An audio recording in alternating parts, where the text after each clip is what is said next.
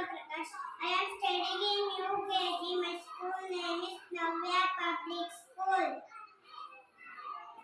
ತ್ರಿಮೂರ್ತಿಗಳು Brahma Vishnu Maheshwara